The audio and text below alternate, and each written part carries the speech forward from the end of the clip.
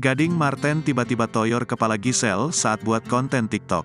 Momen tersebut terjadi saat Giselle sedang membuat konten video TikTok. Namun ini bukan pertengkaran, ini hanya candaan antara Giselle dan Gading Marten. Awal mula Giselle ditoyor oleh Gading Marten gegara dirinya membuat video TikTok. Pada unggahannya baru-baru ini, ibu Gempita Nora Marten tersebut memparodikan percakapan drama berdasar dari audio TikTok. Raut wajah Giselle pun yang serius menirukan percakapan itu.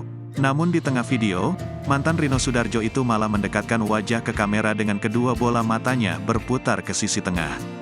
Tak lama setelah memasang wajah lucunya itu, Gading yang berada di belakangnya langsung menoyor kepala mantan istrinya itu.